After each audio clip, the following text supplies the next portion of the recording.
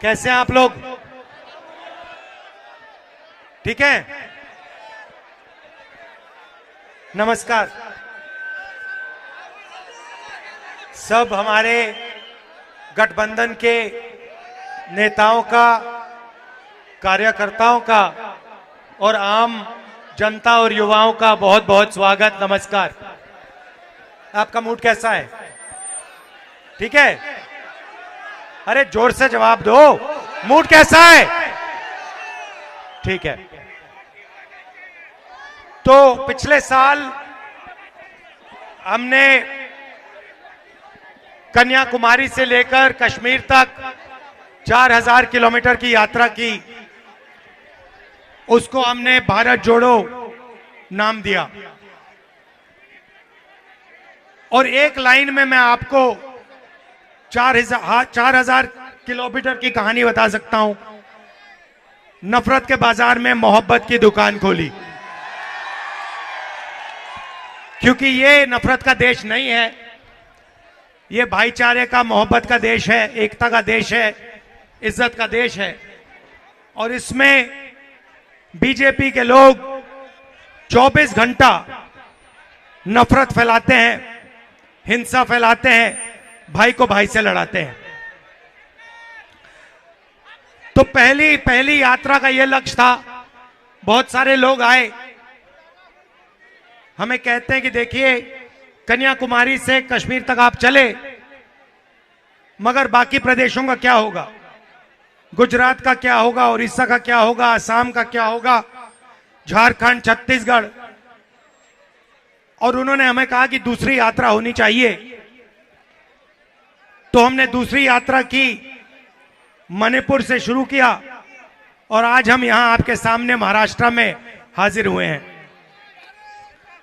इसमें हमने एक नया शब्द जोड़ दिया, भारत जोड़ो न्याय यात्रा। क्यों? क्योंकि हिंसा का कारण, नफरत का कारण अन्याय है। और यह अन्याय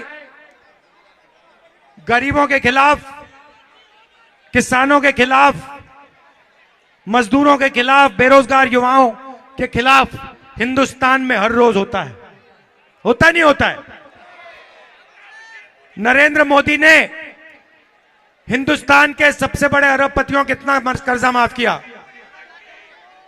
कितना? कितना? 16 लाख करोड़ रुपया। अब आम आदमी को यह नंबर समझ नहीं आता। 16 लाख करोड़ कितना होता है? मनरेगा में 65,000 करोड़ रुपए लगते हैं साल के। तो नरेंद्र मोदी जी ने 20-25 लोगों का इतना पैसा माफ किया जितना मनरेगा को चलाने में 24 साल में लगते हैं। 24 साल का मनरेगा का पैसा नरेंद्र मोदी जी ने अदानी जैसे अरबपतियों का माफ किया। किसानों का कितना किया? और ये जो हमारे ये जो एग्जाम लेते हैं, पुलिस का एग्जाम लेते हैं, अलग अलग एग्जाम लेते हैं, आईएएस आईपीएस का एग्जाम लेते हैं, इनका कितना कर्जा माफ किया इसने? 1 रुपया नहीं किया। मजदूरों का कितना किया? 1 रुपया नहीं किया। छोटे दुकानदारों का कितना किया? 1 रुपया नहीं किया। और सबसे अमीर लोगों का 16 लाख करोड़ रुपए इसने कर्जा माफ किया है। तो यह आर्थिक अन्याय है। हिंदुस्तान में 22 लोग हैं, 22 लोग जिनके पास उतना ही धन है जितना हिंदुस्तान के 70 करोड़ लोगों के पास है। एक तरफ 22 लोग, दूसरी तरफ 70 करोड़ लोगों को खड़ा कर दो। जितना पैसा उनके पास, उतना पैसा इनके पास। अन्याय है। तो इसके खिलाफ हमने ये यात्रा निकाली। अब आप मुझे बताइए, हिंदुस्तान में पिछड़े वर्ग के कितने लोग हैं? कौन बता सकता है यहां पे पिछले वर्ग के कितने लोग हैं? नहीं नहीं नहीं नहीं, देखो, कोई 70 कह रहा है, कोई 50 कह रहा है, कोई 60 कह रहा है।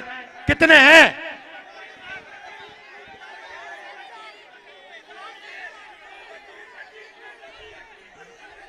अभी आप शांत हो जाएंगे तो पुलिस भर्ती की बात होगी।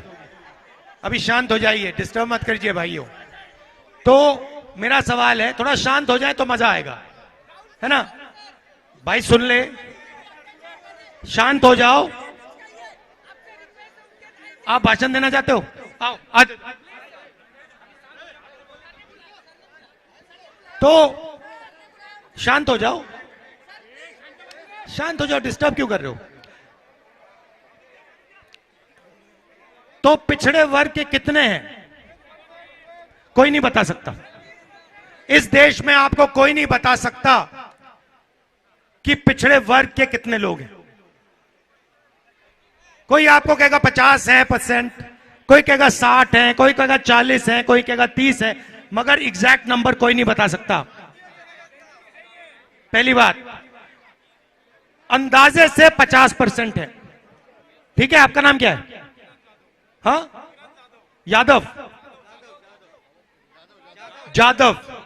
ठीक है, दलित कितने हैं देश में? हाँ, कितने? 15%। आदिवासी कितने हैं? 8%। माइनॉरिटी के कितने? 15%। तो अगर ये सब जोड़ो कितना होता है? 50-15, 50-15, 65-15, 80 और 8, 88% है पिछड़े, दलित, आदिवासी, माइनॉरिटी। उसमें 5-6% आप गरीब जनरल कास्ट जोड़ दो। ठीक है, ये हिंदुस्तान की आबादी। अब मुझे बताओ, मीडिया में पिछड़े वर्ग के कितने लोग? कितने हैं? 0। आप चाहते हो तो मैं आपको दे दूंगा। हिंदुस्तान की मीडिया कंपनी के मालिक की लिस्ट मेरे पास है। उसमें आपको एक पिछड़े वर्ग का नहीं मिलेगा, एक दलित नहीं मिलेगा, एक आदिवासी नहीं मिलेगा, एक माइनॉरिटी नहीं मिलेगा, एक गरीब जनरल कास्ट का नहीं मिलेगा। अब फिर आपको बात समझ नहीं आती कि आपके मुद्दे उठाते नहीं वो कैसे उठाएंगे? वो आपके हैं ही नहीं। इनके बड़े बड़े जो जर्नलिस्ट हैं उनकी लिस्ट निकालो, मुझे दिखा दो। हिंदुस्तान के बड़े बड़े जर्नलिस्ट में से मुझे आदिवासी नाम दिखा दो, दलित नाम दिखा दो, पिछड़ा नाम दिखा दो, एक दिखा दो। एक नहीं मिलेगा आपको, एक नहीं है। ठीक है, पता नहीं आप लोग शायद इसमें हिस्सेदारी नहीं चाहते। नहीं, पता नहीं चाहते हो नहीं चाहते हो, मुझे तो नहीं लगता। आपकी आबादी 90% है। इतना भी दम नहीं है आप में, इतना भी दम नहीं है आप में कि वहां अपने लोगों को बैठा दो। बात समझो, 90% आबादी है, उधर आप अपना एक आदमी नहीं बैठा पा रहे हो और फिर छाती फैला के घूमते रहते हो। सच है ना? 90% हो, एक बंदा नहीं बैठा पा रहे वहां पे। चलो ठीक है, मैं कहता हूं मीडिया में नहीं बैठा पा रहे, तो चलो हिंदुस्तान की सबसे बड़ी 200 कॉर्पोरेट को देखते हैं। ये जो अदानी वाली, अंबानी वाली कंपनियां हैं, इनकी भी लिस्ट मैंने निकाली। 200 सबसे बड़ी कंपनी हिंदुस्तान में, इनके मालिकों की लिस्ट निकाली, और इनमें जो सीनियर मैनेजर्स हैं जो इन कंपनियों को चलाते हैं उनकी लिस्ट निकाली। इसमें बता दो पिछड़े कितने? एक नहीं है। दलित 0, आदिवासी 0, गरीब जनरल कास्ट का 0। तो यहां भी आप नहीं हो। आप 90% हो। जो भी ये बेचते हैं आप खरीदते हो क्या? नहीं, शर्ट खरीदी ना आपने? खरीदी ना? जीएसटी कितना दिया आपने? आपने 18% दी। अगर अदानी वही शर्ट खरीदता कितनी देता? वो सेम देता, 18% देता। अदानी की आमदनी कितनी है? लाखों करोड़ रुपए की है। आपकी कितनी है? 40,000 रुपए की है। जीएसटी जितनी वो देता है उतनी आप देते हो। इनका धन कैसे बनता है? आपसे बनता है। 90% आप हो, जीएसटी आप देते हो, आपका उधर एक आदमी नहीं, बड़ी बड़ी कंपनियों में आपका एक आदमी नहीं। ठीक है, छोड़ो। अब मैं सोचता हूं कि यार शायद ये कॉर्पोरेट में अपने लोग डालना नहीं चाहते। शायद हिंदुस्तान का 90% हिंदुस्तान की किसी भी कंपनी को कंट्रोल नहीं करना चाहता। हो सकता है, पता नहीं, आप लोगों को पता नहीं क्या हो गया। तो फिर तीसरा सवाल पूछता हूं, कॉर्पोरेट में कोई नहीं है, मीडिया में कोई नहीं है, तो बताओ प्राइवेट जो स्कूल और कॉलेजेस चलते हैं जिसमें आप अपने बच्चों के लिए लाखों रुपए डालते हो, उसमें कितने तुम्हारे मालिकों की लिस्ट है? मेरे पास है। एक पिछड़ा नहीं, एक दलित नहीं, एक आदिवासी नहीं। अच्छा ठीक है, आपको प्राइवेट कॉलेज और यूनिवर्सिटी में भी भागीदारी नहीं चाहिए। चलो अस्पतालों की बात करते हैं। अपोलो, एस्कॉट्स, मेदांता, ये सब बड़े बड़े अस्पताल हैं जिसमें जब आप बीमार होते हो आप अपना पैसा डालते हो। इसमें कितनी भागीदारी तुम्हारी? इनकी मालिकों की लिस्ट निकाली, सबकी निकाली है मैंने। मैं काम करके आता हूं, आपका एक आदमी नहीं है इसमें, एक नहीं है। 650 हाईकोर्ट के जज हैं हिंदुस्तान में, 650। मुझे बताओ 90% आबादी के कितने हाईकोर्ट जज हैं? 650 में से 5% के पास 550 और आपके पास 100, और वो भी छोटे छोटे केस करते हैं। और उनको रोज कहा जाता है ज्यादा बकवास मत करो, कोने में खड़े हो जाओ। तो मुझे बात समझ नहीं आ रही है। आप हो 90% और आपकी भागीदारी इस देश में है ही नहीं, कहीं नहीं है। चलो ठीक है, सरकार की बात करते हैं, बाकी सब छोड़ दो। आपको नहीं, हमें कुछ नहीं चाहिए, तो फिर मैं कहता हूं ठीक है भैया, कुछ नहीं चाहिए तो सरकार में देख लेते हैं। हिंदुस्तान के बजट को 90 आईएएस ऑफिसर चलाते हैं, 90 हैं, नाम दे दूंगा, अगले भाषण में नाम रख दूंगा यहां पे सामने। 90 हैं, ये हिंदुस्तान का पूरा बजट बांटते हैं। इस साइड भी देख लेता हूं, ले ये हिंदुस्तान का पूरा बजट बांटते हैं। रेलवे में कितना जाता है ये निर्णय लेते हैं। ये जो पुलिस वाले खड़े हैं, इनका हथियार कहां से आएगा, कैसे आएगा, ये निर्णय लेते हैं। इनकी वर्दी कैसे आएगी, ये निर्णय लेते हैं। पुलिस में कितना पैसा जाएगा, सेना में कितना पैसा जाएगा, अस्पतालों में, शिक्षा में, स्वास्थ्य में, सड़क में, हाईवे में, ये 90 लोग निर्णय लेते हैं। बात समझ आ गई? 90 हैं। 90 में से 90% के कितने हैं? मैं बताता हूं। 90 में से 3 पिछड़े वर्ग के हैं। आपकी आबादी 50%, मतलब अगर 2 लोगों को खड़ा कर दिया, एक पिछड़े वर्ग का है। सरकार में भागीदारी 90 में से 3, 90 में से 3। सिर मत हिलाओ, बात समझो। सिर हिलाने से कुछ नहीं होने वाला, हिलाते रहो जितना हिलाना है। 50 साल हिलाओ, कुछ नहीं होगा। पहले आपको बात समझनी होगी, इस देश में हो क्या रहा है। फिर सवाल उठता है, ये जो 3 अफसर हैं, 90 में से 3, इनके बजट में कितनी भागीदारी? 100 रुपए खर्च होता है हिंदुस्तान के बजट में, तो 50% वाले अफसर 5 रुपए का निर्णय लेते हैं। इनको पीछे बैठा रखा है। फाइनेंस मिनिस्ट्री में आपको नहीं दिखेंगे, डिफेंस मिनिस्ट्री में आपको नहीं दिखेंगे, जहां धन बांटा जाता है वहीं नहीं दिखेंगे। कल्चरल मिनिस्ट्री में पीछे बैठा कर कहा है चुप रहो, चुप बैठो, यहां पे तुम पिछड़े हो, दलित हो, आदिवासी हो, चुप बैठो, आवाज मत करो। अब बताओ, दलित 15%, सरकार में भागीदारी कितनी? 100 रुपए में से 1 रुपया। आदिवासी 8%, उनकी भागीदारी कितनी? 100 रुपए में से 10 पैसे। तो 90% को मिला लो, 100 रुपए में से 6 रुपए आपके। ₹6 आपके, 90% आबादी, ना आप मीडिया में, ना आप कॉर्पोरेट्स में, कहीं नहीं। जीएसटी का पैसा आपका। जमीन ली जाती है, जमीन ली जाती है, किसकी ली जाती है? आपकी ली जाती है, किसानों की ली जाती है, आदिवासियों की ली जाती है, पिछड़ों की ली जाती है, दलितों की ली जाती है, गरीब जनरल कास्ट की ली जाती है। कभी आपने अदानी जी की जमीन अक्वायर करते हुए देखी है? कभी देखा कि भैया अदानी जी के 1000 एकड़ अक्वायर हो गए? कभी देखा आपने?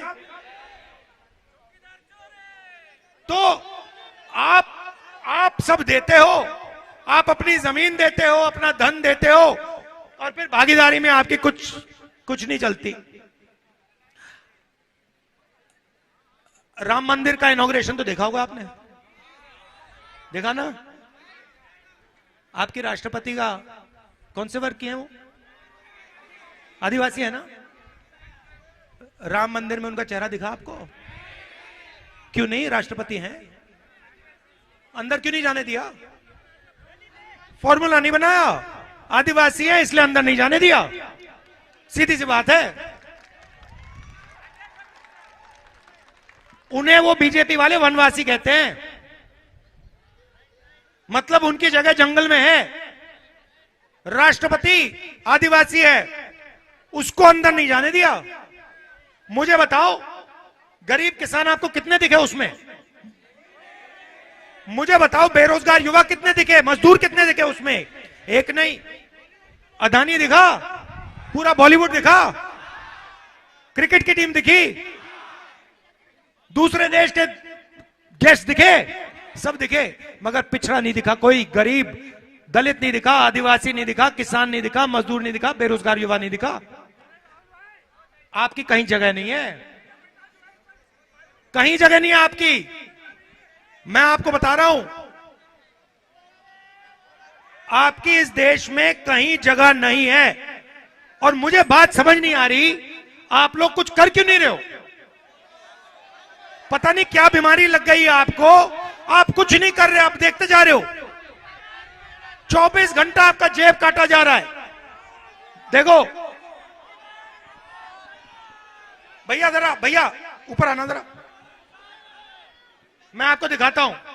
आ जाओ, आ जाओ, ऊपर आ जाओ, आप आ जाओ, जो आ जाओ। ये देखो भैया, ये देखो, ये है। अब ये हिंदुस्तान की जनता है, ठीक है? अगर इसका आपको जेब काटना है, सबसे पहले क्या करना पड़ेगा?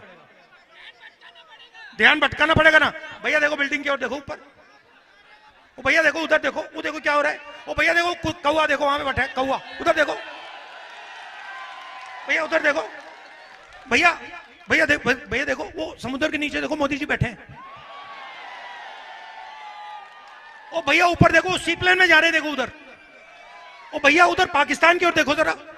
ओ भैया चाइना की ओर देखो जरा। ओ भैया कोविड आया, वही थाली बजा। तो पहला काम आपके प्रधानमंत्री कर रहे हैं, पिछड़ों का, दलितों का, आदिवासियों का, गरीबों का ध्यान इधर उधर कर रहे हैं, पहला काम। दूसरा काम भैया घूमना जरा। दूसरा काम अदानी कर रहा है, यहां से जेब काट रहा है। और तीसरे साइड पे अमित शाह जी खड़े, डंडा लिए, कहते हैं भैया किसी ने कुछ किया मारूंगा उठा के। CBI, ED, income tax department, ये आपके देश के साथ हो रहा है। और चोरी किसकी हो रही है? आपकी हो रही है। ये जो आए बेचारे पुलिस जॉब वाले, बैठ जाइए। ये पुलिस जॉब वाले आए हैं, पहले भैया पिछड़ों का, दलितों का, गरीब जनरल कास्ट का, आदिवासियों का, माइनॉरिटी का क्या कौन से रास्ते थे बताओ? ये तो आपके लिए बंद है। मीडिया बंद, कॉर्पोरेट बंद, प्राइवेट अस्पताल बंद, प्राइवेट कॉलेजेस बंद, तो रास्ते खुले कौन से थे बताओ? सरकारी नौकरियां खुली थी, इसमें आप लोग जा सकते थे। सेना खुली थी, उसमें आप लोग जा सकते थे। पुलिस की भर्ती होती थी, उसमें आप जा सकते थे, ठीक है? अब नया सिस्टम है। सबसे पहले आर्मी वाला बंद कर दिया, कहते हैं भैया आर्मी में अग्निवीर बनेंगे, 4 लड़के अंदर आएंगे, 3 को लात मार के बाहर कर दिया जाएगा। वो 3 पता है कौन होंगे? कौन होंगे पता है? वो 3 90% वाले होंगे, दलित, आदिवासी, पिछड़े, गरीब, जनरल कास्ट के लोगों उनसे कहेंगे भैया 3 साल 4 साल यहां काम करो, बाहर निकलो, गोली लगेगी, शहीद का दर्जा नहीं मिलेगा, पेंशन नहीं मिलेगी, कैंटीन नहीं मिलेगी। कैंटीन पेंशन किसको मिलेगी? वो एक बंदे को मिलेगी। तो आर्मी वाला रास्ता बंद, पब्लिक सेक्टर वाला रास्ता बंद, सारा का सारा प्राइवेटाइज कर दिया।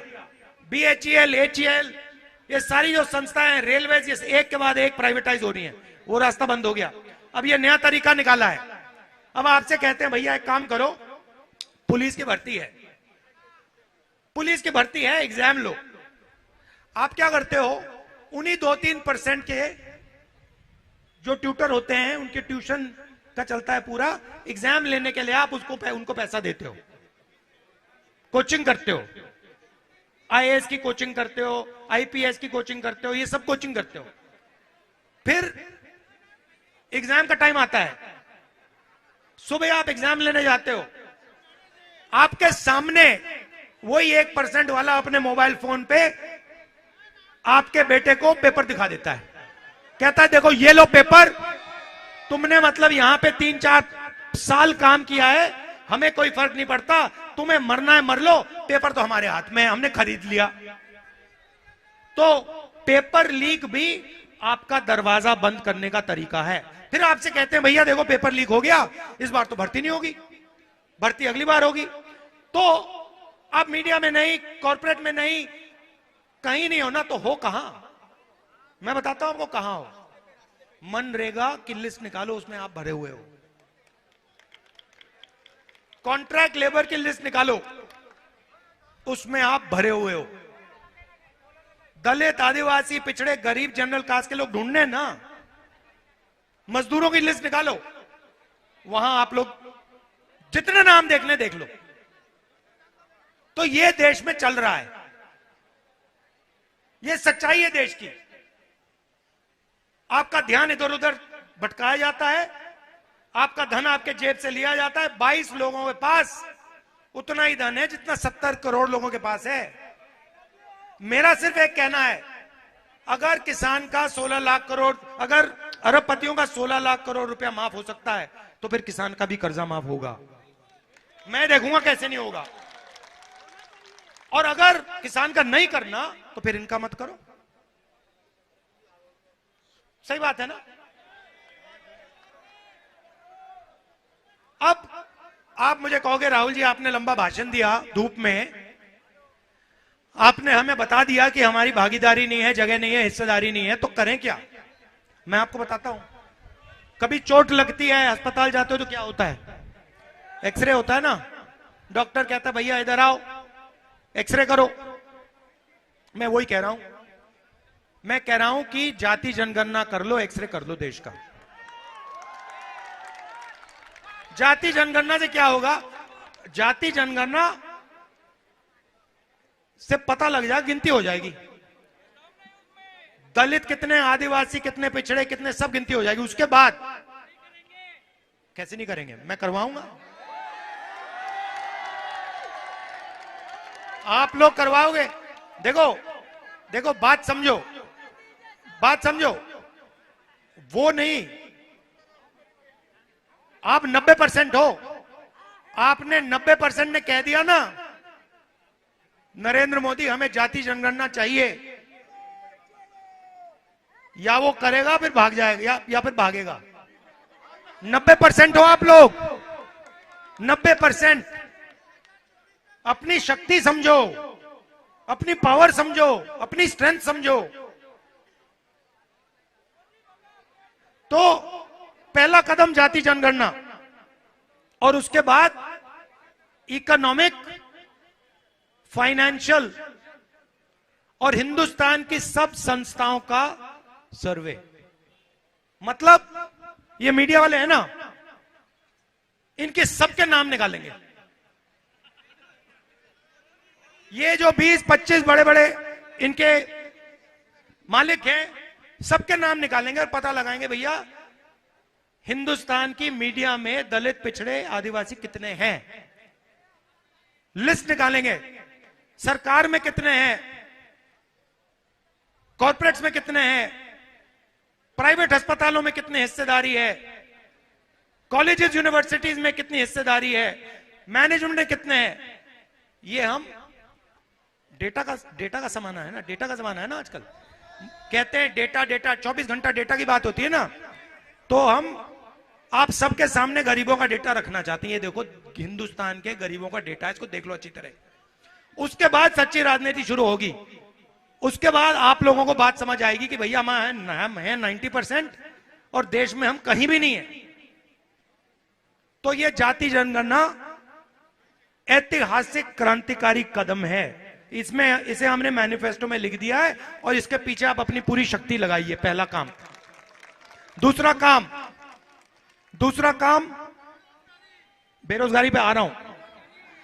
मैनिफेस्टो में हमने कहा है, क्रांतिकारी चीज कही है, हिंदुस्तान की सब गरीब महिलाओं को, चाहे वो कोई भी हो, खेती करे, मजदूरी करे, अगर वो गरीब है तो इंडिया गठबंधन की सरकार, कांग्रेस पार्टी की सरकार साल में उसे 1 लाख रुपए बैंक अकाउंट में दे देगी। साल में 1 लाख रुपए करोड़ों महिलाओं को। तो यह भी हमने अपने मैनिफेस्टो में लिखा है। और युवाओं से, जो आप बेरोजगारी के शिकार होते हो, 30 लाख सरकारी जो वैकेंसीज हैं उनको हम एकदम भर देंगे।